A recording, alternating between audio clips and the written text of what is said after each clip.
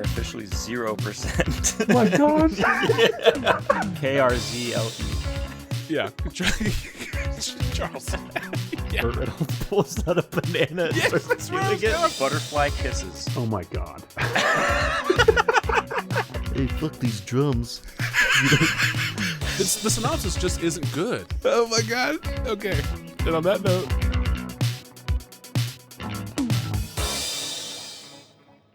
Welcome, everyone, to a brand new episode of What Was That Called Again? My name is Thomas. I am Will. And this is a movie podcast, if you can't figure that out, where that each was week weird. I have selected 3 movies and I will read their IMDb plot descriptions to Will. Me. And then that guy has to try to figure out which plot description goes with which titles. And let's go ahead and just dive straight into a really quick movie recap. So last week we covered a film from director Ty West that we discussed watching called Trigger Man. So as a very, very quick recap of that, we actually literally just finished it right before we started recording. I enjoyed it. It was it wasn't a great movie, but also I don't think was. I think trying to remember the IMDb rating from last episode. 4.5 it or was something low, like right, that. it was low. I don't think it deserves to be that low. I think it's like a 5. It's 5.2. It's an average 5.2. movie. Yeah. I was going to say 5.2. I mean, it's not. It's definitely slow, but that's what Ty West is kind of known for, especially his early stuff. Sorry, not slow as in like boring. It's a slow burn. It really just kind of draws out the moments. A term which he does not like. Sure, yeah. I think I remember you telling me about that, but it definitely is that. I mean, Yes. and especially like once the action, if we can call it that, gets going, if we can call it that, it really draws out the tension really well. And just for my review of it, I had some issues in the beginning. I was definitely worried that it wasn't going to be great, and there were either some character choices or or the character situation that I was like, I don't buy any of this at all, not one bit of it, and it bothered me. But then we quickly eliminated a majority of the cast. Yep. And the movie got much better. And I don't mean to say that as like the acting was atrocious or whatever. But it's like once the movie actually got into again, if we can call it action, the actiony part of the film, it was like I was in. I was like drawn in. And most of it is just like, watching some person search or look or what very slowly and very methodically, but we can bring that up to today's standards with what was the film, A Violent Act or Violent Nature. Yeah, I mean, same sort of feel of that, where it's where something violent happens, and then there's a long, prolonged segment of just kind of this tensiony. I don't want to say boiling over, but like simmering in the background steadily, and it slowly builds until like the next thing happens.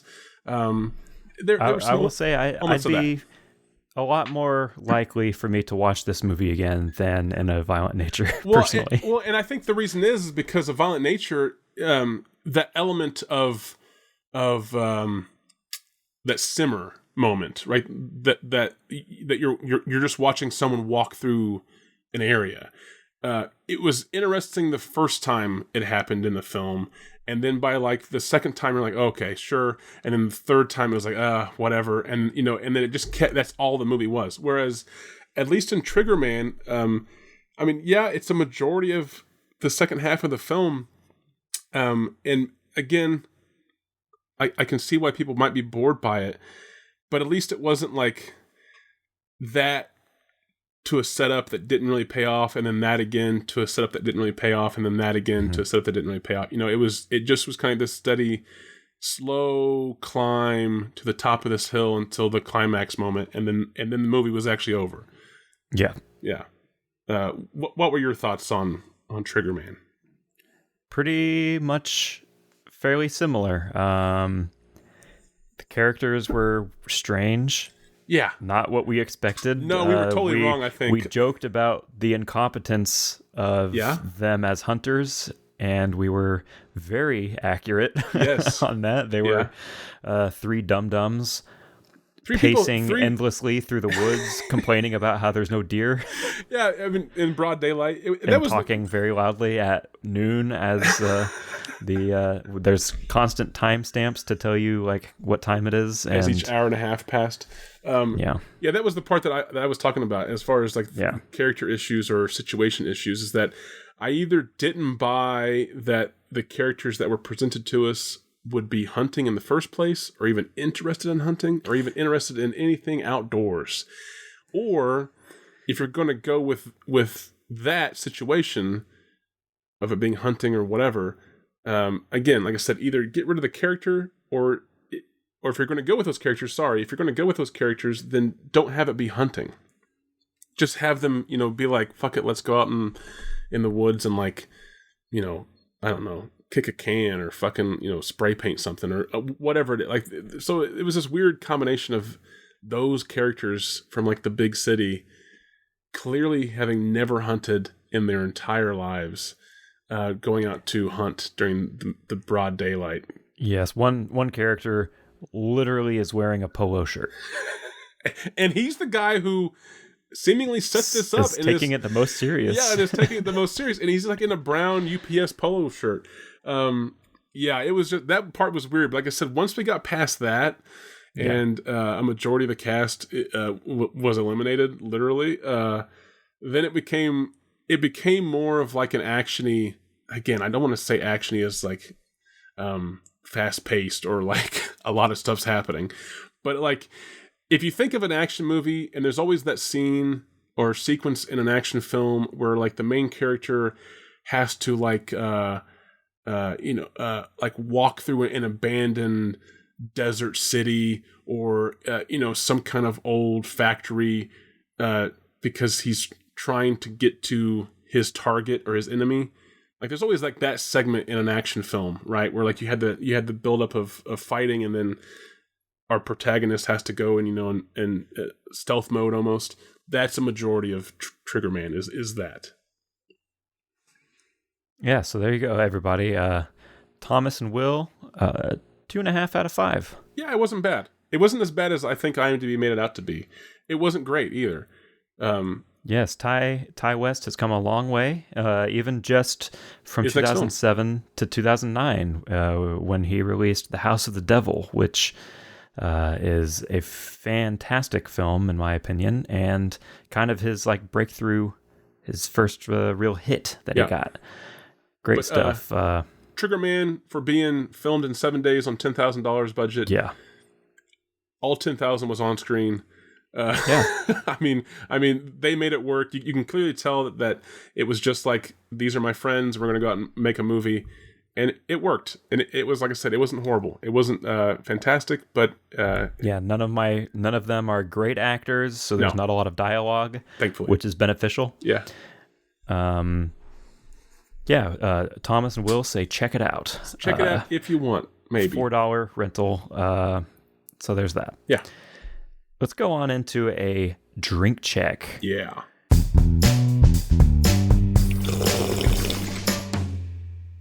I am you go first. Excited because I am feeling this is December.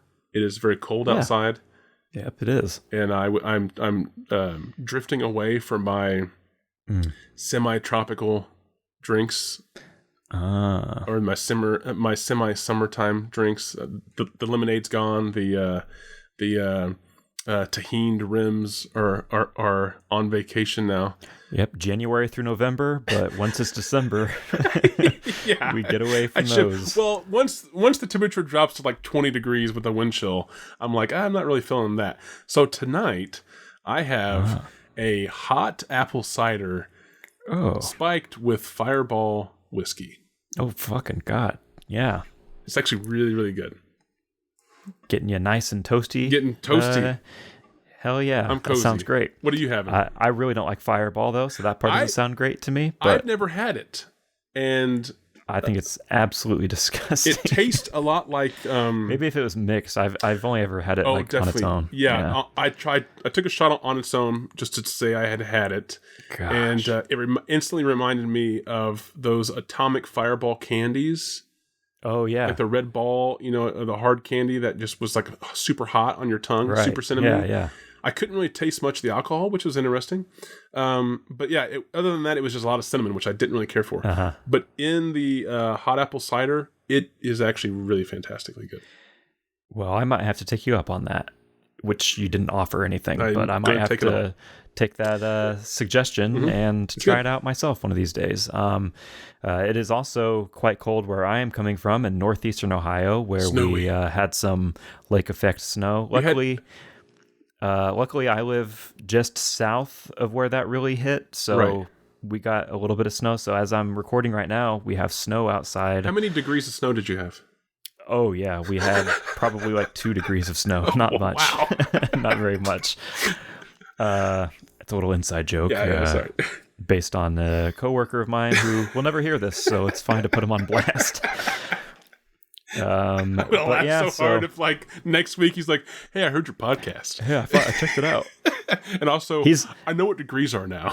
This actually, it's funny. This coworker is the only coworker who is aware that this podcast exists. Oh shit! So there's a possibility. He doesn't know what it's called or anything like that. He just knows that there do is one. a podcast. Okay. So what are you drinking? But anyway, yeah. So on this toasty, chili toast December Friday night, I am working on a coffee, like a hot cup of coffee, because I to our listeners, I work the night shift. We had probably the busiest week that we have had since I've been working at this place, and I've been exhausted, so I slept until 6 p.m. I've only been awake for a few hours. I'm still drinking coffee. It's doing me good. You're getting woke up. Hell yeah. So Will, this week I'm ready. We got some interesting synopses to cover for you. I can't wait. I have been looking forward to reading these to you. Okay. I will state in advance that there is not a ton of info that I was able to find on any of these 3 movies, and that will be made clear here in due time. Okay. So it's a good thing that it kind of worked out that we had our movie recap corner to kick off the show with, to bump up our runtime a little bit, because we do have to legally hit at least an hour to post this publicly. By Sparkling Water. Yes, of America. LLC. Yeah. Yes. So with all that out of the way, we are going to be going in chronological order of release, as per often. Mm-hmm. And we are going to be kicking off this run in the year 2006. 2006. That's the jingle we all remember from that year. And your first synopsis, as it's written on IMDb, reads as follows. Mimi, recognized by the family of a businessman, has a girl named Mai working as a secretary, and there are many exciting situations happened completely as cat and mouse. Oh my goodness. Okay. Okay. Hold on. So, 2006, Mimi... In quotation marks, Mimi. Okay, Mimi meets recognized by the family of a businessman. Okay, so she's just recognized. So she's recognized by the family of a businessman. Has a girl named Mimi, in parentheses, Mai. I'm assuming M-A-I. Mimi has a girl named Mai. And then what was the rest of this? It's possibly. So word salad has a girl named Mai, which her name is in parentheses for some reason. Is it M-I? M-A-I. M-A-I. Okay. Working as a secretary, and there are many exciting situations with a capital S. There are many exciting situations happened completely as cat and mouse. Okay, so let me try to rewrite this. So it sounds like Mimi, who has a daughter named Mai, and who is also a secretary, is recognized by a businessman's family.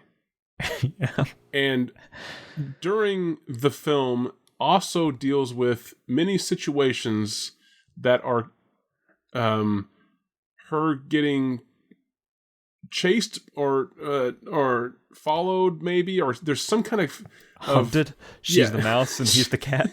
Yeah, there's some kind of cat and mouse situation that she gets involved with.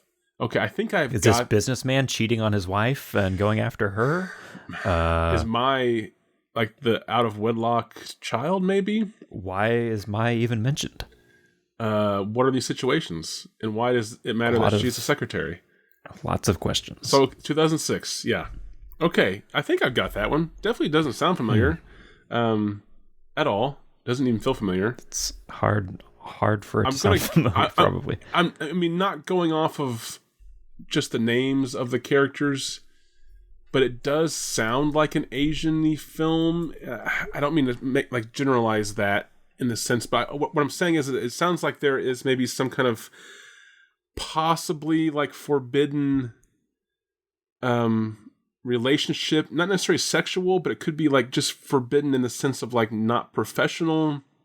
There could be like a class disparity here, where like the CEO of this company treats her differently, or vice versa, or even maybe that like she's Mimi is living a double life, and she is pretending to be in a different class or a different status than what the businessman's family knows her to be in, and she gets recognized, and basically caught in the act. So it kind of has, I mean, I don't want to say Parasite-like, but it kind of has that.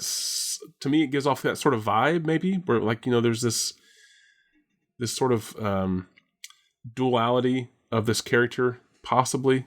But again, I'm pulling a lot from this poorly written synopsis, so I could just be making all this up. I am making all this up. I could be completely wrong. I mean, so we'll see. Okay, next film, please. All right.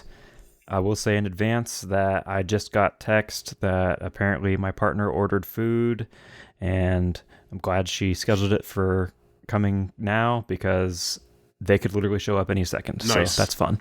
We'll leave all this in. I'm leaving it all in. I will. The listener, just so the listener knows, we are now on food watch. Yeah, so she can get put on blast publicly for this. Well, you were supposed to be done at this time. So. I planned on it, yeah. Anyhow, for our second film is going to be from the year 2008. 2008. Very similar to the 2006 jingle, as we all remember. It was the same writer. We complained about that for the entire year, I recall. The synopsis for this one on IMDb reads as follows. Hassan, a brilliant aviation engineer, struggles with loneliness and depression while trying to design his exceptional project. Okay. So Hassan, a brilliant aviation engineer, struggles with loneliness while he tries to complete his brilliant project? Yeah, his exceptional project. Exceptional Depression project. And loneliness. Depression and loneliness, and his exceptional project. So Hassan is basically, he's just brilliant at what he does, but that is to the detriment of his social life and his mental health. But he's also compelled to finish whatever it is he's working on because it seems to be significant. Mm-hmm. Mm-hmm. And this is 2008. Doesn't sound familiar. Yeah. I don't even know. I mean, I guess I could base the name maybe on somewhere in the Indo-Asian area, maybe, or Middle Eastern, possibly. But it could also be English, British film. But again, could be from anywhere, essentially. No, exactly. And that's what I was trying to say is that I could base it on just the name, but really, this synopsis, it could be anything. It could be from anywhere. It doesn't really feel. Whereas, like the first one, it very much felt like a movie that's dealing with social issues that aren't necessarily American, right? Yeah. Whereas this one definitely could be American. It could be English. It could, So yeah, except for the name, which even the name could be anywhere. But it doesn't sound familiar at all. Hassan, brilliant aviation engineer, depressed and lonely, but his what was the project again? It was He's depressed and lonely while trying to design his exceptional project. exceptional project. Yeah. Okay. Struggles with loneliness and depression. Struggles with specifically. Okay. Yeah, and our final movie is going to be from the year 2012. 2012. That was it was a harder year. It was a more aggressive year because we got so tired of the. We all expected to be dead at the end of that year. I recall that was the end. The Mayan calendar. Maybe it ended up happening. I don't know. Anyway, hopefully, your synopsis, as written on IMDb for this film, reads as follows: A very practical man suffering from a disease of the doubt. An unfortunate accident enters him in a coma. Okay. I'm going to need this one more time. Okay. Once again. Yeah. A very practical man suffering from a disease of the doubt. Of the doubt. An unfortunate accident enters him in a coma. Okay. So describe the man again. Very practical. Very practical. That's what I keep forgetting that part. So a very practical man suffers from basically imposter syndrome, it sounds like, or doubt of some kind. AKA disease of the doubt. Disease of the doubt, yeah. And what happened to him again? Sorry, I forgot this too. An unfortunate accident. An unfortunate accident happened enters him in a coma. And yeah, okay, so he has an unfortunate accident and he's in a coma. Okay, so practical guy has anxiety or feels as though he's inadequate in some way, not good at his job possibly or life in general. And then unrelated potentially, or maybe related, an accident enters him, or he's in an accident, I assume, and that puts him in a coma. Yeah, none of these sound familiar at all. And again, I mean, just based off of the poorly written synopsis, I'm going to guess that maybe this one's also not a well-known American film, or even a non-well-known American film. I feel like this might be foreign as well, but where I have no idea, because that's sort of also like a general enough synopsis that could be an American film. Like I said, people on the internet are also not known for proper grammar. No, totally, exactly right. Yeah. I don't want to say that just because it's poorly written that it's automatically foreign. That's very wrong of me. I'm not saying that. I'm just saying I'm gonna queue up the problematic dinger. I'm just saying that the first film, for some reason, and I could be way off on that too. The first film definitely felt like it has like the societal issues, or like the class issues, or the social issues of some Asian films that I've seen. Doesn't mean that's just what I got, and that's not based off of the Mimi or the Mai or anything. That's just, I really felt like that. Whereas the other two films really feel like they could be from anywhere. Especially like the Hassan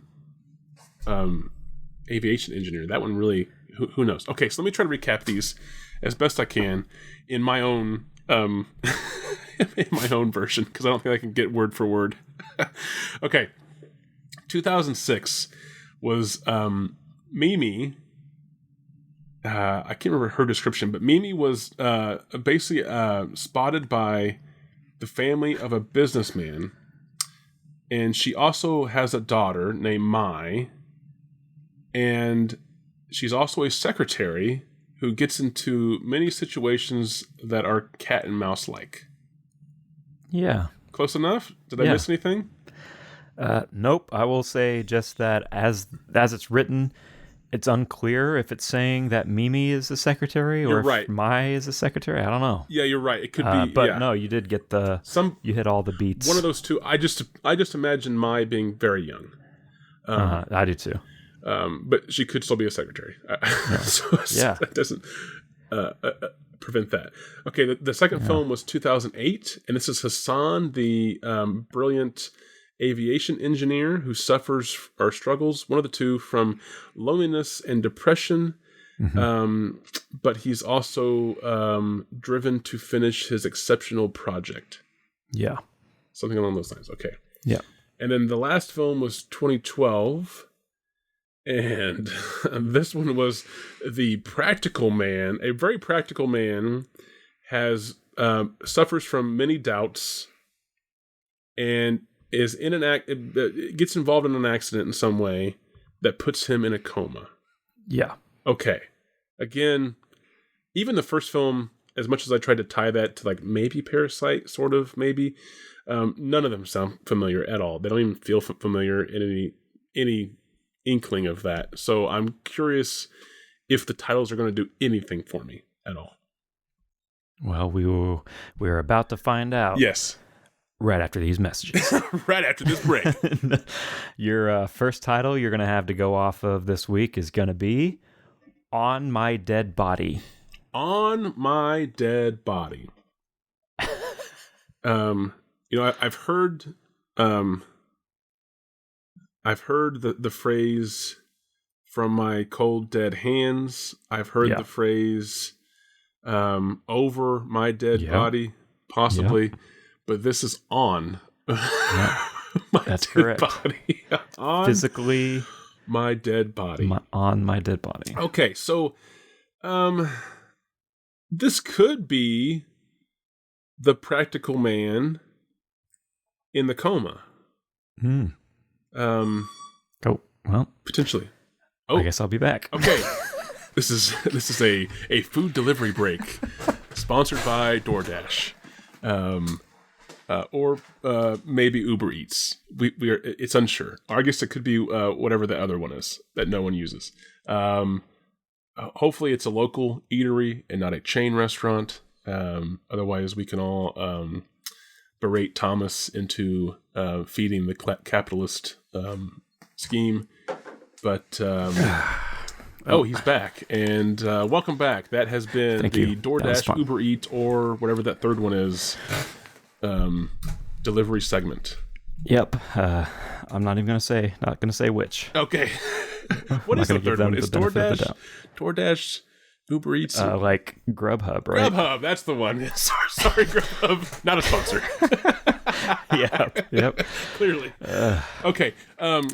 So yeah, I was saying that like this, this On My Dead Body could very well be talking about this practical man who's in a coma.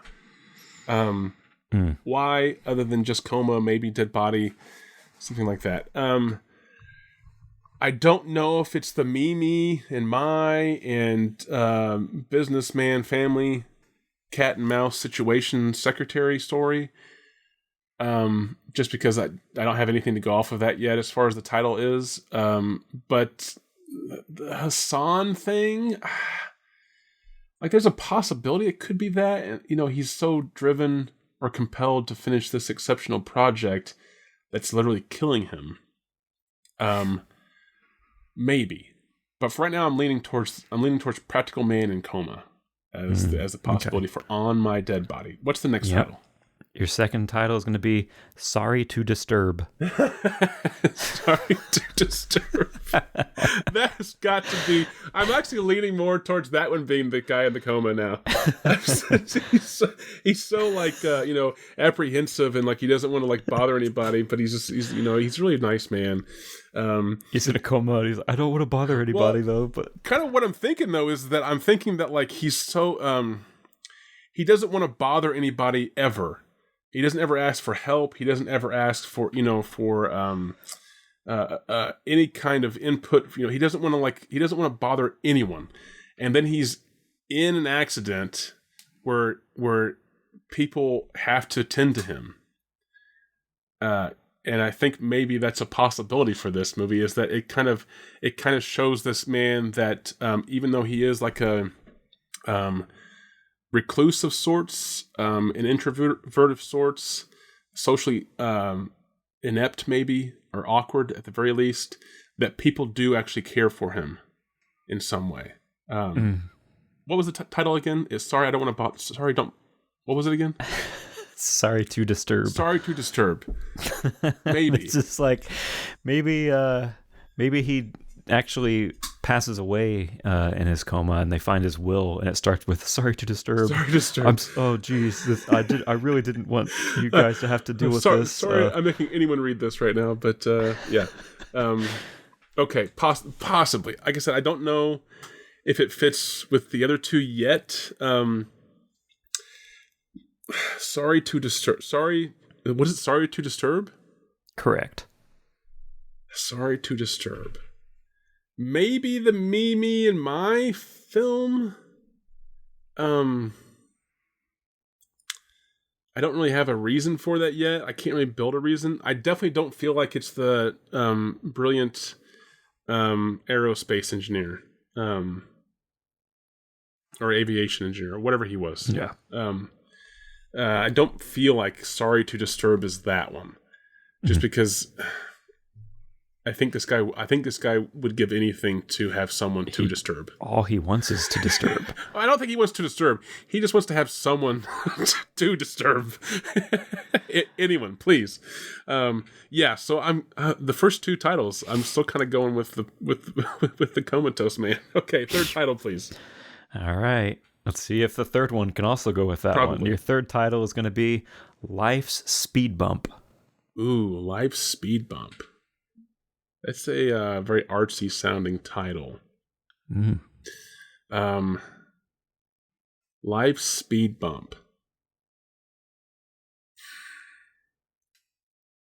I don't know. Life's Speed Bump. I initially, like right as soon as you finished saying that, I thought maybe this could be the Hassan story. That possibly this is talking about these projects that I'm going to assume this individual is a younger adult, and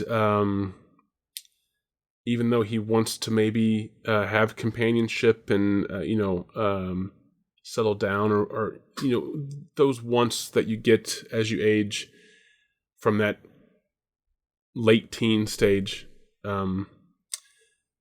But his speed bump is that he has this ability, this talent, and that he is compelled to use it or driven to use it because what he does is exceptional. Maybe. It could also be the first movie with Mimi. Say the title again. Life's Speed Bump. Life's Speed Bump. One speed bump. I was gonna say it could be Mimi's story, and it could be all of these things. Having a daughter, having a job that you really doesn't suit you, getting into all these situations. Maybe. Okay, so just to recap the titles, trying to remember. The first one was On My Dead Body. Yes. The second one was Sorry to Disturb. Correct. And then the last one was I've already forgotten it. What was the last title? Life's Speed Bump. Life Speed Bump. Singular. Okay. Wow. I don't know any of these. None of these feel like they really go solidly with any of them. Life Speed Bump. Sorry to Disturb. And then On My Dead Body. Which I love that. Life Speed Bump. Like I said, we have the Mimi and having a daughter, and she's also a secretary, and there's situations that are cat and mouse, which maybe they're trying to say she's always chasing something, never getting there. But then there's that part about getting recognized by the family of the businessman. Yep. Which makes really no sense yet. Life Speed Bump. Like I said, it could be the Hassan, brilliant aerospace or aeronautic engineer who's struggling with depression and being lonely, but has this exceptional project that he wants to finish. The speed bump could just be the moment he's in right now, even though it sucks for him because he is so brilliant.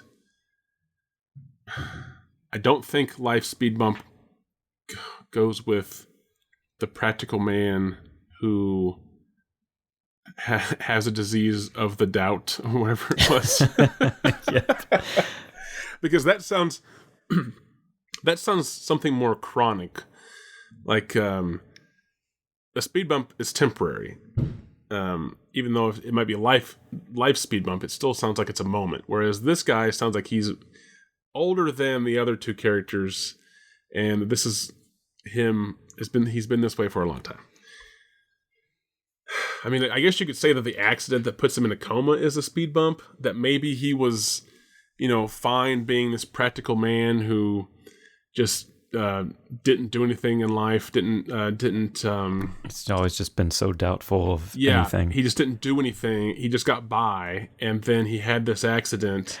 Maybe he has the accident immediately right after he finally decides on something. Like for the first time, he finally is like, I think I am going to do this. And then he immediately gets into an accident because of it. Yeah.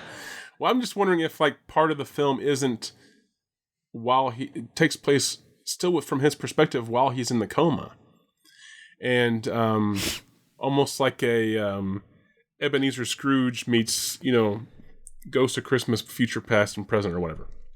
And he gets to see his life if he were to change it and do things differently, and that sort of thing. I've always been alone, but you see, on April 13th of 1998, you could have had a date with Sasha. Yeah, whatever, right?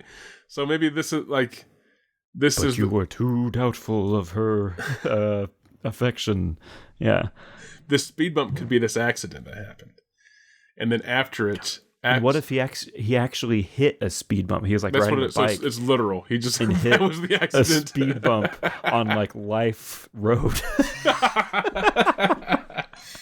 Well, I'm just thinking that maybe a speed bump, because whenever you're approaching a speed bump, you're going slow, or you're supposed to be going slow, right?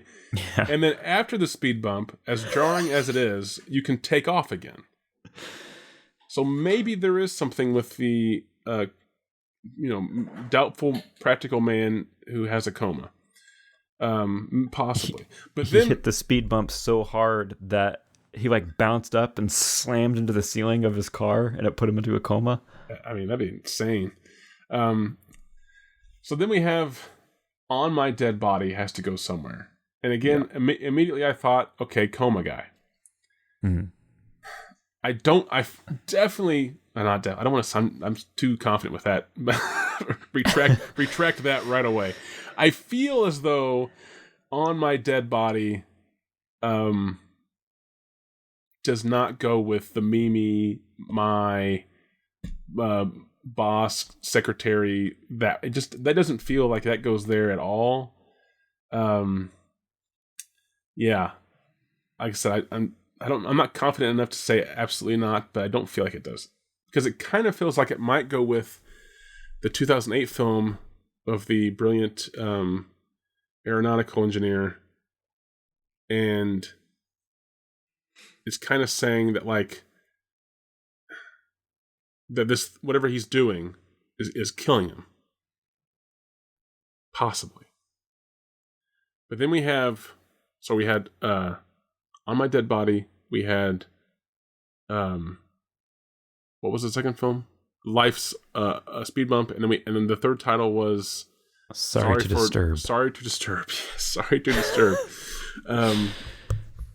Which again, I really like that being like the practical man who's just like he just doesn't want to disturb anybody at all, doesn't ever want to ask for help, and then he has this coma, and it forces him to see that people do want to help, and it's okay. I almost thought the opposite. Like he ends up in this coma, and because he was so doubtful, he like pushed everybody away, and so now he's in a coma, and like nobody cares. Oh yeah, I mean yeah. And then we have the doctors that are like, poor, and then the film poor just bastard ends. Doesn't even have any friends. the film just ends with him in the hospital. Yeah. Just credits. No one ever shows up at all. Yeah. We see like a vase next to him that has nothing in it. Yeah. I don't know, man. And then it could. Sorry to disturb. So someone has. It's not that the title isn't necessarily saying I don't want to disturb. The title is saying I have to disturb you, and I'm apologizing for it. Yes. Sorry to disturb. Damn it, because I mean, I'm trying to maybe link it with like the 2006 Mimi My story. Yeah. So I mean, she could be a secretary who's very shy and nervous, and she because she takes on this secretary job to raise her, to help pay for her child, raising her child. It forces her out of the shell, and maybe she's constantly in the beginning of the film saying to the executive to whom she's a secretary, "Sorry to disturb," and he keeps telling her, "No, that's your job. Tell me, I need to know this information. Like your job is to literally, disturb me. Tell me these things." Yeah, the only thing that you're doing that's disturbing me is saying sorry to disturb every fucking time you talk to me. Yeah. And she loses her job. Yeah. Maybe. Okay. So I gotta place these somewhere. Because I don't really have another title that fits the Mimi story. On My Dead Body, I really don't feel it goes there. And then Life Speed Bump, like I said, maybe it could be that like her daughter, but I feel like there's more than one speed bump for Mimi in this film, not just one. And the fact that Life Speed Bump is singular, I feel like that's important. Okay, so the 2006 film of Mimi, who is recognized by the family of a businessman, and has a daughter, Mai, who is also a secretary, who gets into situations that are cat and mouse. Yep. I'm trying to word for word remember that. I'm going to call this one, on my first attempt, I'm going to call this movie Sorry to Disturb. I think I talked myself into that situation of like, she took this job to raise her daughter. She needed a job. It's out of her comfort zone, but it was the only thing available. And she's very shy and very timid. And then she constantly is saying this line. The 2008 film of Hassan, the brilliant, is it aeronautic engineer? Aviation. I knew it was something like that. Yeah. I also knew I was wrong. The brilliant aviation engineer Hassan, who suffers from depression and loneliness, and then is it driven? What is he doing that is pushing him towards this exceptional project? He struggles with loneliness and depression while trying to design his exceptional project. I knew there was some kind of action there. He's trying to design his exceptional project. Okay. I'm going to call this... I'm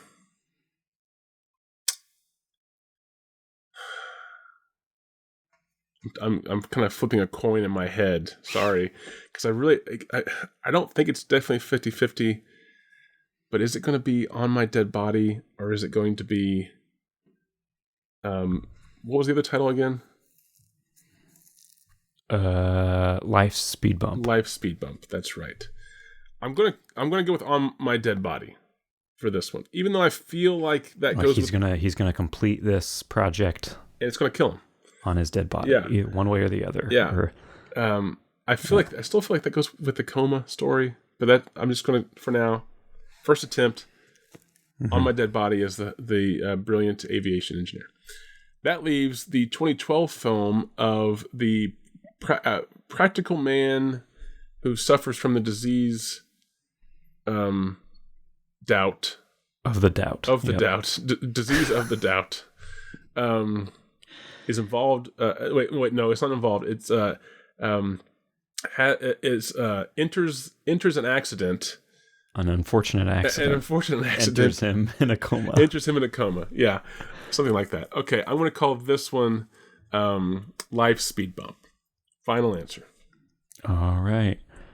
With that locked in place, out of 3 this week, you got 0. Damn. Okay, and I really was just hoping for one, just to kind of help me. Yep.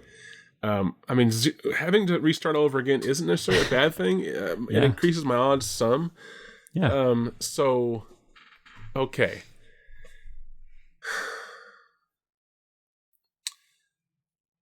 However, the odds of getting one right is very slim.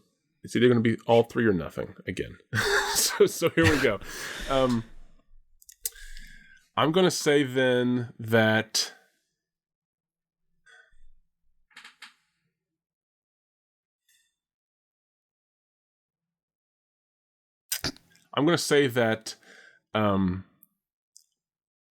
Life Speed Bump is the 2006 movie with Mimi, my secretary, cat and mouse.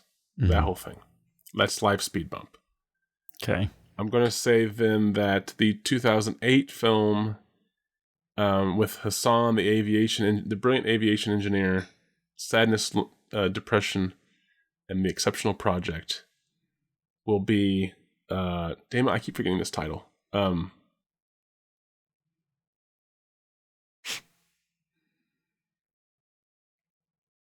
Not On My Dead Body. It's the fucking other one. It's Sorry to Disturb. Sorry to Disturb. Yes, I'm gonna call. I'm gonna call the 2008 film with Hassan, aviation engineer, Sadness, Depression, Loneliness, Exceptional Project. Sorry to Disturb. Why? I don't know. I have no reason for that at all. The reason is because you want On My Dead Body to be the coma. You're actually right. You're exactly right.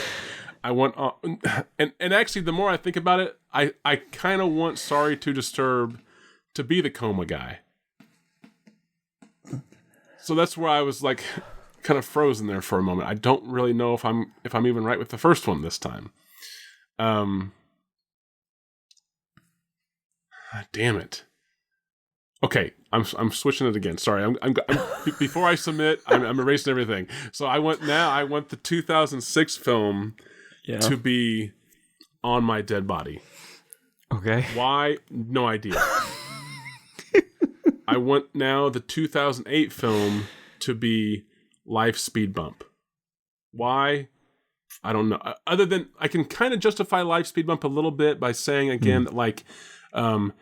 You know, he's younger and he just has to get over this thing. Yeah. And then, you know, putting in the effort of this exceptional project and using his brilliance it's going to get him through. Will get him to a place where he can get what it is that he truly desires. So I can kind of justify that a little bit. And then I really, really, really want the 2012 film of the practical man who has a lot of self-doubt and then gets into an accident and enters a coma. I really want that one to be Sorry to Disturb, and I just hope that he's some kind of like super introverted, kind soul, doesn't want to bother anybody, and then he gets into an accident, and people actually have to come help him, and it shows him that like he's worthy of help. What if people get phantom phone calls from him? God, they always answer.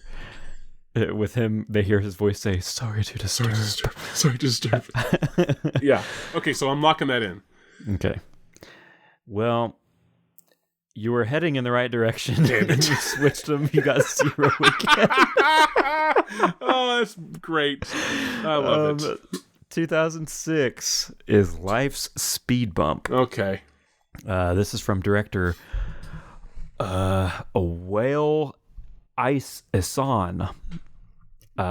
This is an Egyptian film. Oh, wow. These are all 3 Egyptian films. Okay. There was literally no other information I could possibly discover about this movie. However, I do have a user review to read you very quickly from this film on IMDb. There's one user review on the page. It is a 10 out of 10. Oh, okay. And it reads, "Hi, ...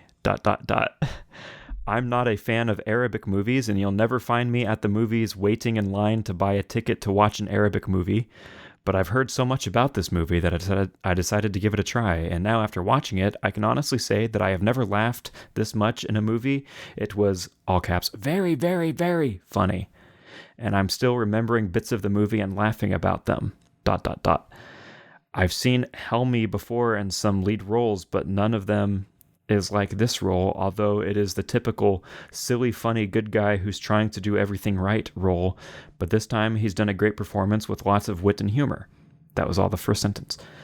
I also loved the little girl. She's really gifted and her acting comes out naturally. There's the full review. 17 of 21 found that review helpful. Nice. So there were 4 people that were like, nah, it's not.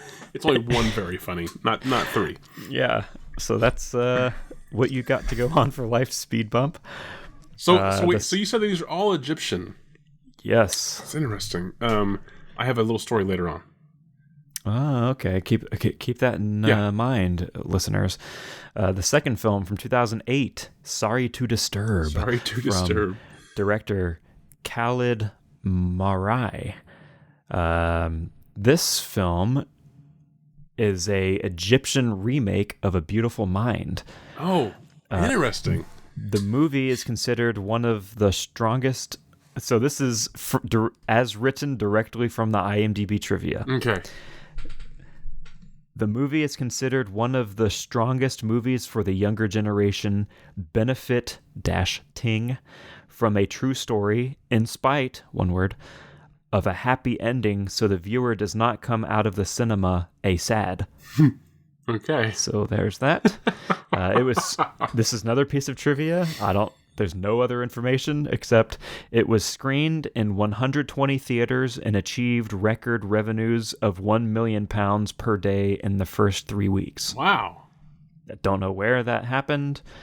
Could find nothing to verify that, because also the box office gross on the IMDb page for this movie says it grossed like $1.4 million. So I don't know where it was grossing £1 million per day on 120 theaters. I don't even know if that's possible. So there's that. That is Sorry to Disturb from 2008, A Beautiful Mind remake from Egypt. Interesting. Lastly for you, from 2012 is On My Dead Body from director Mohammed Bakir. Mm-hmm. The film is the first co-production between Shadows Company and New Century Company. Okay. Great production companies we're all familiar with from Egypt. So there we go. Those are your 3 films. So my little story that I had was that whenever I was in film school, which would have been, I'm trying to think whenever I knew this person. It was 2020, like fall of 2011 through spring and fall of 2012, I think. I don't think I had a class of this person in 2013. But it was like late second half of 2011 or sometime during 2012. And I wish now I could remember the production company, because I am kind of curious if it wasn't one of those two. But I was in film school, and I had a class with an Egyptian student who was really... He was a great guy. I can't remember his name because I suck. It was a long time ago. But long story short, we got to talking and we shared ideas, and he really liked the ideas that I had, and I liked his ideas a lot, to the point that he wanted me to come to Egypt with him during the summer and make a movie. And I was like, that sounds awesome, but I'm also really poor and I don't have a passport. Yeah. And I want to say it might have been 2012, because I think that was right around the time of the uprising that they had in Egypt. And things got really volatile shortly after. And I kind of looked back on it, right after that, having decided not to go or been unable to go, really. I think if I would have had money and a passport, I would have stupidly said yes. But I looked back on it and been like, man, I kind of dodged a bullet, because like literally I really wanted to go work with this guy. But it was his motivation for me wanting to do this was that I guess either he was familiar enough or something with Egyptian film, the industry over there, that he felt as though it was about to like blow up, and he kind of wanted to get in, on the ground level. And we had pitched some ideas back and forth. Nothing was developed by any means. But that's interesting because like that's really the only connection. I don't think I've ever seen an Egyptian film. I wonder if this guy is familiar with Sorry to Disturb or Life's Speed Bump. I mean, I kind of would almost guarantee he is because there was a reason, that he was in film in this film school. He clearly must have been inspired by something, and he wasn't necessarily just like wanting to be in Hollywood. He wanted to go back to Egypt and make movies. But like I said, I don't know any more details as far as from my memory of that. So I wish I would have, those two production companies that you mentioned, I wish they would have like rang a bell or something along those lines. But just on another side note, before we get into the IMDb rating, what country was the short film from that we watched from the guy in the Uber in Chicago? Yeah, was that Egyptian? Or was it Pakistani? I thought he was. Oh gosh, I'm either being, I thought he was possibly Pakistan or Iranian, or Iraq, something like that. I know. I can't it's recall. Really bad to generalize all of that, but I know it was something along those lines. But again, like those two things, the random Uber might have been Iranian. I think it was Iranian. Anyway. The random Uber driver in Chicago, and then the film student guy I had in my English class in film school. Those are the only two connections I have to Middle Eastern film. That's it. Yeah, and I wish I had more, but that's it. Yeah, I'm familiar. There is a famous Middle Eastern director, Asghar Farhadi, but I've never watched any of his movies. That name sounds familiar, and I wonder if this guy in my film school didn't mention him. Maybe it could be. Yeah, he's like I think. If any movie people know any Middle Eastern filmmakers, like he's the one. He has like movies in the Criterion Collection and stuff like that. He's an older filmmaker, correct? I think so, yeah. I think he is now, because I think he maybe started in like the 90s. Oh, the 90s? Okay. The 90s or the late 80s. I don't know much about him. I've never watched any of his stuff. It sounds really familiar. That name sounds really familiar. But anyway, yeah, so as far as the ratings go, now you're giving me films. You already set off this episode saying there's not very much information about these movies. Clearly, there's like 1, maybe 0 written reviews for each of these movies. But that one review was a 10-star rating.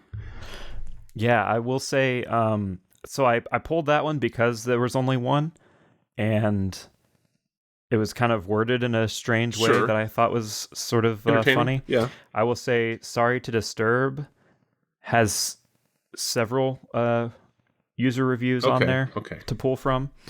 And I can say On My Dead Body does not have any to read from. So remind me again, On My Dead Body is the coma one? Yes. Sorry to Disturb is the Beautiful Mind one, and then Life Speed Bump is the first, the Businessman. Yeah. Okay.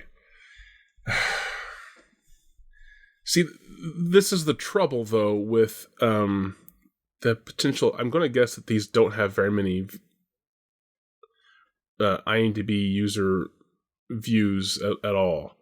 And the trouble with this is that can skew a movie as far as the ratings go, because the people who've seen this might just be purely fans or supporters or family of the cast and crew, and or even just multiple counts by the same director. So that might skew these higher than what I'm thinking they might be.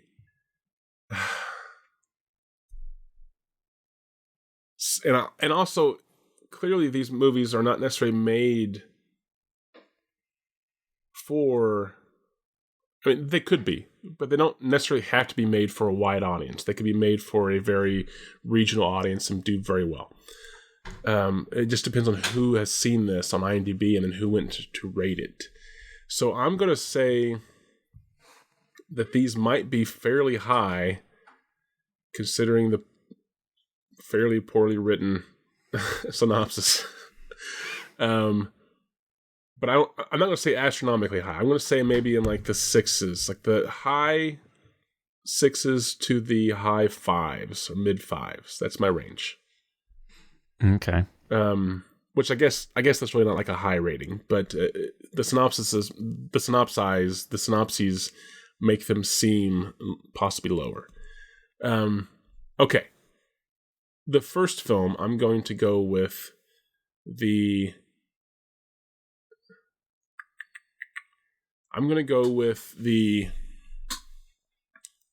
2000. I'm struggling between the 2008 and the 2012 film. I'm going to go ahead and just stab in the dark. Go with the highest rated one is the 2008 movie, which is Sorry to Disturb. Second place, I'm going to go with the 2012 film, which is On My Dead Body. And then third place, I'm going to go with the 2006 film, which would be Life's Speed Bump. All right. The lowest rated is On My Dead Body 2012 Dang. with a 6.1 out of 10. Wow. Okay, this is from lowest. 2,930 ratings. That's more than I would have guessed, too. The middle here this week is Life's Speed Bump 2006 with a 6.6 out of 10. Wow. From 3,306 ratings at the time Still of recording. more than I would have guessed. Yep, and the highest rated this week from 2008 is Sorry to Disturb with an 8.1 out of 10. Wow. From 7,301 ratings. And still way more than I would have guessed. I was guessing that maybe... all of the user reviews on the page for it are either 9s or 10s, and they all say this is the best Egyptian movie of all time. Yeah. So, and again, like I said, I mean, maybe one of these, was mentioned to me by this student that I was potentially going to work with, but I just cannot remember anything beyond the fact that he had very awesomely curly hair, and he was very bubbly, and had a really interesting mind when it came to film, and then immediately wanted me to come to Egypt, like sight unseen, just was like, let's go. And I was just like, yeah, that sounds great. And then I was like nervously like, I cannot afford to go to Egypt. yeah. Okay, do we have a quote? I do not have a quote this week. However, I do have a tag me. line. Oh, tagline. Oh, I have that too, but tagline first. I forgot about taglines being a thing. Yes, sorry. Yeah, so there were no quotes on any of these three films' pages. However, one of them did have a tagline listed. Okay. And so I will read you the tagline from the tagline section of IMDb, as there is no English on any of the three posters. Oh, and interesting. So Okay. who even knows if this is actually a tagline from the movie, but one of these had this tagline on the page, and let's see if you can figure out which one that was. The tagline reads as follows: Love finally wins. Love finally wins. Yep. Okay, I don't think it's the 2008 film. Okay. Because he's struggling with depression and loneliness. So I can't imagine that. I hope the tagline is not like "Love finally wins." Especially because you said it's sort of like the remake or their version of A Beautiful Mind. Yes. I still don't know enough about the 2006 film to know if love wins there, but I'm for some reason, again, I just want this humble guy, this really doubtful guy to be shown some kind of acceptance. So I'm going to say that it's the 2012 film On My Dead Body. All right, and you are wrong. It is from Sorry to Disturb. Really? The 2008 film. Love finally wins? Yeah, evidently. We can, before we go any further, we could do a quick tag me. Tag me.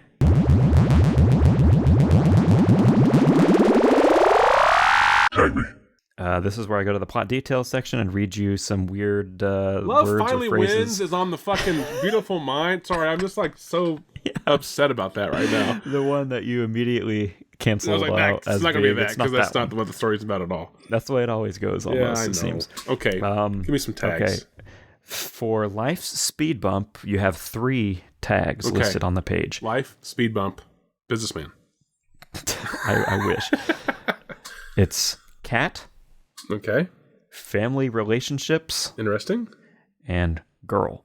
Girl. Okay. So it gives you a good feel for Yep. what that movie's all about. Moving on now to Sorry to Disturb. We have only a handful listed on there as well. We have, I can just read them all. Wedding, schizophrenic, restaurant, psychiatrist, mother-son relationship, imaginary friend, father-son relationship, and creativity. Interesting. Yeah, and then we So now can, knowing that there's a wedding involved in the movie, potentially that love finally wins. yeah, we have. I mean, again, I don't know if that really fits because this one guy is the exception to the rule of not being able to find love. He's a genius and he's a savant, and that's why love has won. Love has won elsewhere. It's not like the world as a whole was falling apart until this one guy got married. I hate that tag so much. Sorry. Bullshit. It's fine. All right. You have 2 tags on My Dead Body. Okay. Accident. Okay. Man. Accident and man. That's it. Yep. All right. There you go. These all do sound somewhat interesting. I'm curious if the ratings are maybe a little bit biased, or not. I'd be curious to find out. But I am curious to know if these films are good. But I'm also curious just to know more Middle Eastern films.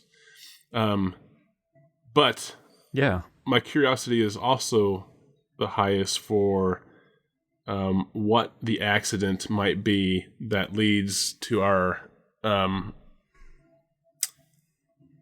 practical man who suffers from the disease of the doubt. What is the accident that puts him in a coma? Yeah. I still kind of like him hitting a actual speed bump. Well, that was whatever the title was, the live speed bump, though. Yeah, I know.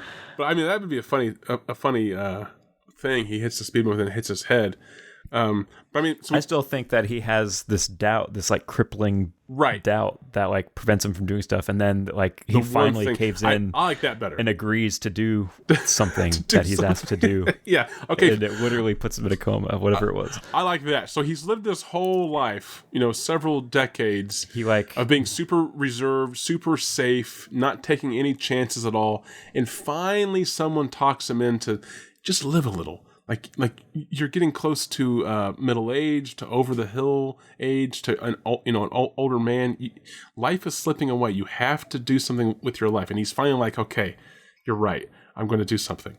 And then I like your idea of he does this something, whatever it is, and then that causes him to go into a coma. He rides a roller coaster for the first time in his life, so and what it is derails. What is the thing? Right. What is the thing? So it can't kill him. It can't be dangerous enough that he would be severely injured, because a coma can happen pretty easily.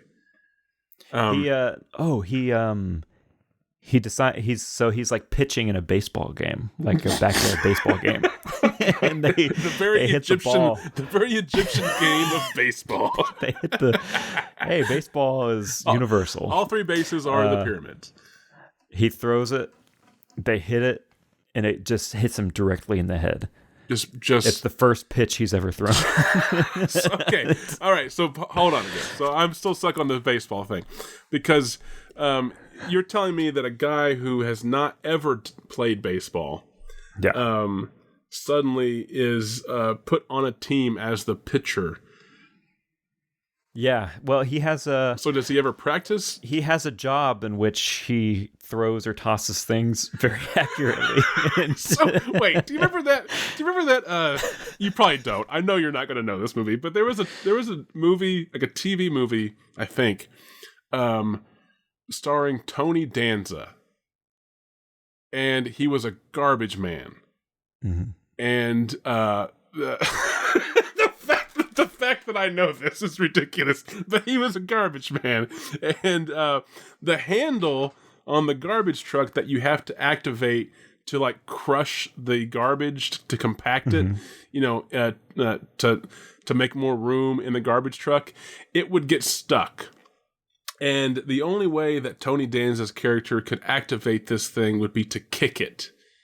And he had to kick it really hard. And he got so good at it that he became... he got noticed somehow. I can't remember exactly how this happens, but anyway, he gets drafted as a field goal kicker or a punter or something on a football team, and he's really good at it. But it's all because of his job at kicking this lever on a garbage truck. So this is what that sounds like. This is the remake of the Tony Danza movie. It sounds like the garbage picking, field goal kicking Philadelphia phenomenon. Yes, that's it. You took the words right out of my mouth. Yeah, that's the one. I don't know why I remember that, but okay. So but he's practical. So we got to keep that in mind. He's practical, and what job is this? What is he doing that has strengthened up his pitching arm to the point that that someone's like, you should live a little, and by live a little, I mean do the exact same thing you're always doing, but for fun. I'm trying to think, like he had whatever his job is. They have like a softball league, like a company softball league. Like it's an Egyptian film, but perhaps it doesn't have to necessarily be. No wait, I'm in there. So you're saying that like everyone that he works with knows that he would be an amazing pitcher. Because of how he does this task at work, but he's so filled with doubt that he would ever be good at it. Yeah, he's like, oh no, I can't do that. They're like, come on, we see how you fucking chuck those chicken scraps into the garbage. Again, the Egyptian delicacy, chicken strips. Yeah. Okay. It's like the scraps. Why are you chucking them in the first place? He works at so he's like on a conveyor belt, and he has to like pick out the chicken scraps and like toss them into the rejects compactor or like the trash or whatever it is. The ones that don't qualify for KFC's so he's bucket. Like, we have the shot of him doing that. Just all day. So, just chucking. But like over his, like from in the background, like we rack focus from him doing that to like the background where there's like 2 or 3 of his employees that are like pointing at him and talking, and then we hear like man, he can really chuck that stuff accurately. He can really throw that accurately and quickly, man. Like we need to get him on the softball league. Like there has to be a scene too where like they sneak in like a radar gun. Just to clock how fast he's throwing these chickens. It's like 88 miles. just like right by the camera, and they're like, and they like look at each other, and they look down at the radar gun, and it blinks like 99 or whatever. Like he's throwing fastballs. They're like, man, the Cairo Bullweasels would be number 1 if we had a pitcher like that. Cairo Bullweasels. we would win the championship. So this is the natural, and then that Tony Danza movie is what this is. Okay, gotcha. I'm still following. Okay, yeah. So then what is it? What is the conversation or the scene or the scenario where our practical man is convinced? Yeah. So they're talking about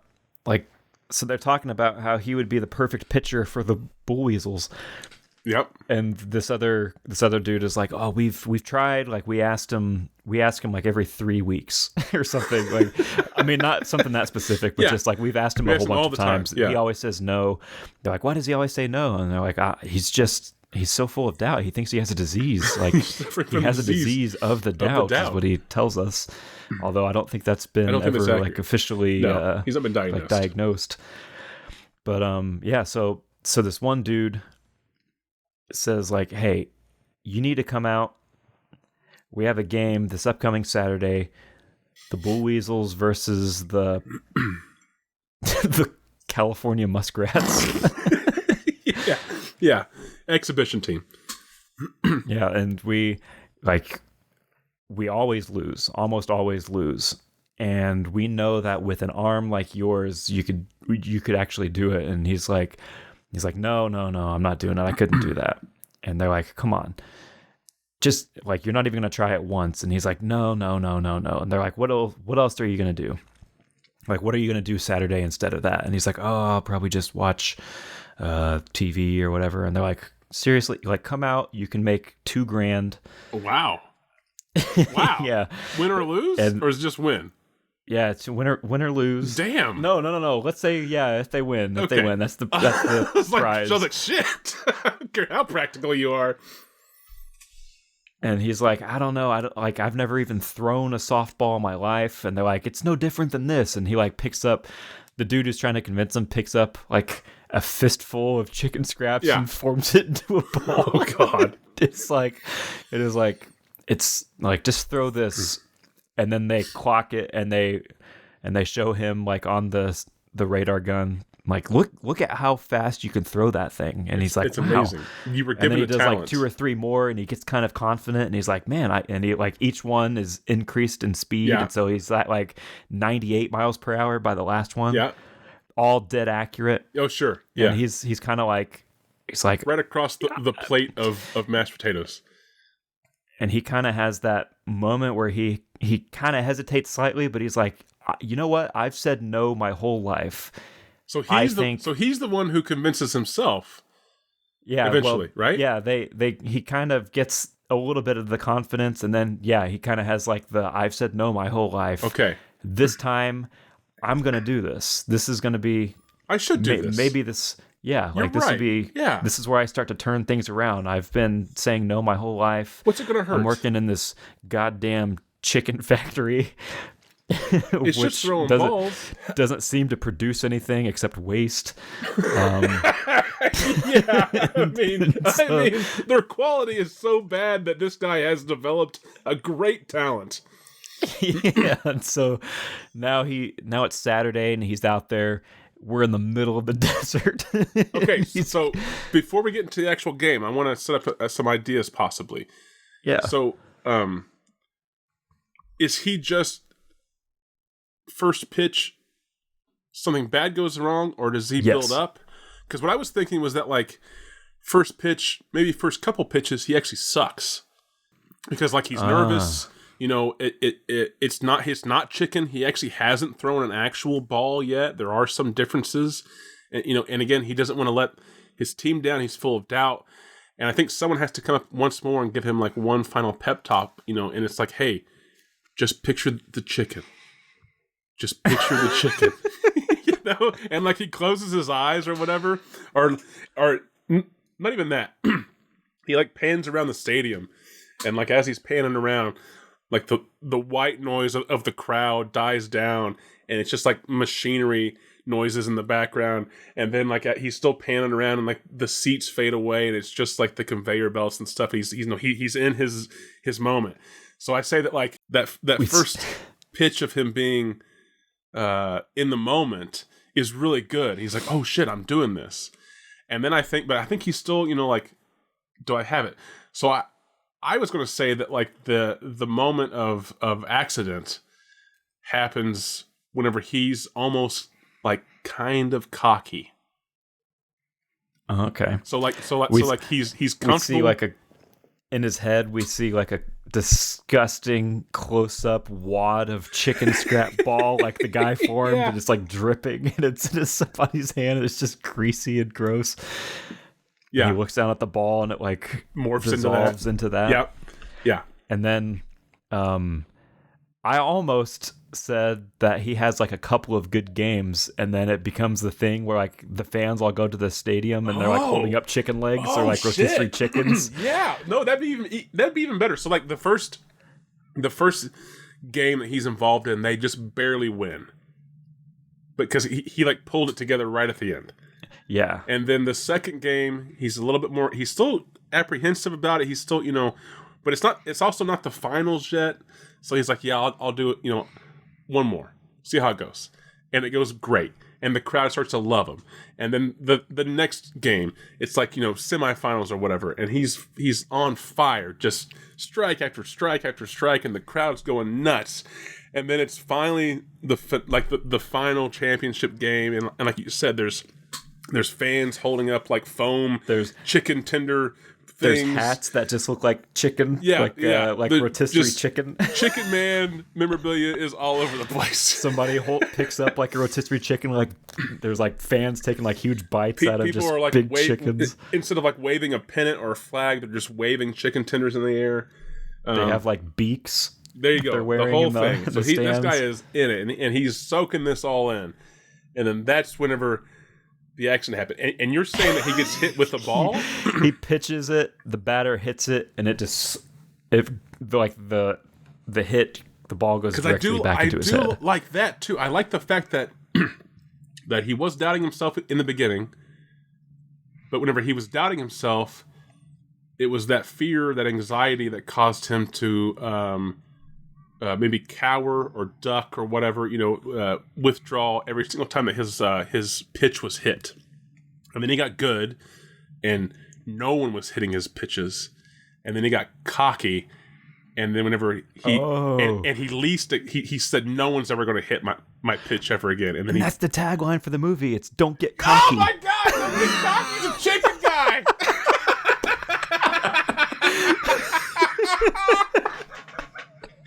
Oh, we're done. That's it. Don't get cocky. So, and I think the poster is just like a wad of chicken with like, fast motion marks on it, and a baseball stadium, and there's a chicken mascot in the background. just don't get cocky. On my dead body. Don't get cocky. Oh my gosh. Oh shit. That's so dumb. Don't get cocky. Alright, there you have it. What was that called again? Oh my gosh.